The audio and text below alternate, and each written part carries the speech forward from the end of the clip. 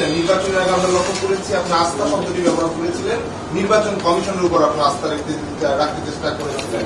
এরপর আমরা লক্ষ্য করলাম বলেছিলেন আস্থা আছে বলে নির্বাচনে যাচ্ছেন। এই মুহূর্তে আবারও আপনারা বলবেন এই অন্তর্বর্তীকালীন সরকারও আপনাদের আস্থা আছে। এই জাতীয় পার্টিকে আস্থার জায়গায় শুধু বক্তব্য দিকে আস্থা শিবির দায়িত্ব রাখছে, এটা আমার মনে নেই। আস্থা তাদের পক্ষে আস্থা আছে এই কথাটা আমি আমার ধারণা নেই। আস্থা যখন ছিল তখন সেটা ছিল, তবে যখন নির্বাচনের আগে আমরা এটা বলছি বলে আমার খেয়াল আস্থা কথাটা হলো যে নির্বাচন যখন ঘোষণা করেন 2024-এর কথা, একটা কথা মনে রাখো 2014 একটা কতগুলো কথা ভুল বলা হয়। 2008-এ কিন্তু একটা অবাধ সুষ্ঠু নির্বাচন হয়েছে, 2001-এ একটা অবাধ সুষ্ঠু নির্বাচন হয়েছে, সেখানে আমরা আমাদের পার্ট প্লে করেছি। 2001-এ আমরা কাশ্মীরে ছিলাম, 2004-এ আমরা মহাজনে ছিলাম, 2014-তে এখানে ভুল করো না 2014-এ 300 মানুষ আমরা জমা দিয়েছিলাম, আমি জমা দিয়েছি, আমি মন্ত্রী ছিলাম তখন, আমরা উইথড্র করেছিলাম 270-এর বেশি, এবং আমরা নির্বাচন পার্টিসিপেট করিনি। হয়তো আমার ভাবিকে নিয়ে সেখানে তারা একটা গ্রুপ করে জোর করে তাদেরকে করেছে, হয়তো ভয়ভীতি লোভ লালসা দেখেছে। কিন্তু জাতীয় পার্টি অফিসিয়ালি যেহেতু এরশাদ সাহেবকে নিয়ে আটক করে, সেখান থেকে আমি ডিক্লেয়ার করেছিলাম যে উনি বলেছেন উনি অসুস্থ না, ওনাকে জোর করে আটক করে রাখেন, ওনাকে মামলা ভয় দেখি।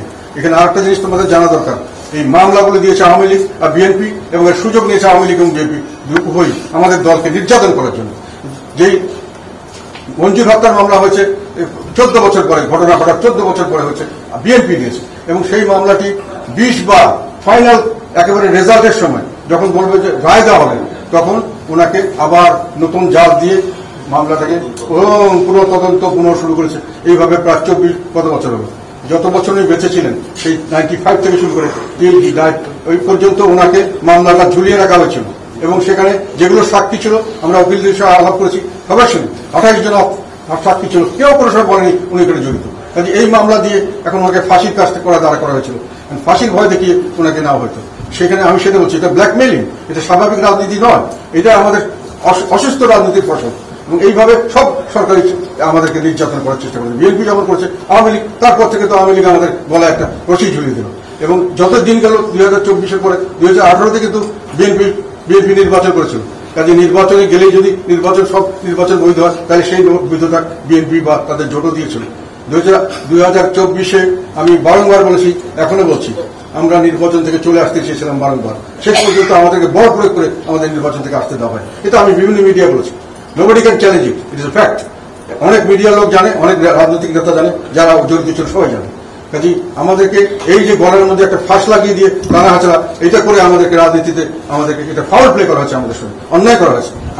আমাদের সিদ্ধান্ত আমরা কাজ করবো কি না করবো, আমরা নির্বাচন যাবো কি না যাবো, এটা কেউ আমাকে ডিকটেট করতে পারে না। আমি করবো, জনগণ আমাকে ভোট দিলে দেবে না দিলে না, তার জন্য আমাকে শাস্তি দিতে পারবো, আমাকে গালাগালি করতে পারবো। আমার দলের রাজনীতি আমি করবো, সেটাও আমাকে করতে দেওয়া হয়, এবং দুইভাবেই আমাকে প্রেশারাইজ করা হয়েছে। এবং জাতীয় পার্টিকে বারংবার করা হয়েছে, 2014-এর পর থেকে 2024 পর্যন্ত আমরা নির্যাতিত হয়েছি, নিপীড়িত হয়েছি বারংবার। কোনো আমাদের ফল্ট ছিল না, জোর করে করা হচ্ছে।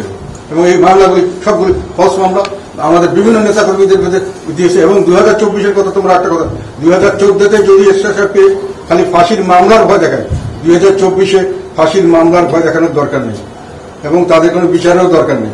তখন তো এরশাদ সাহেবকে অবিচার করে হয়তো ফাঁসি, বিচারেরও দরকার নেই। কি হয়েছে এটা এখন তোমরা অনেকে ফিল করতে পারছো না, তখনকার পরিস্থিতি এখনকার অনেক পার্থক্য।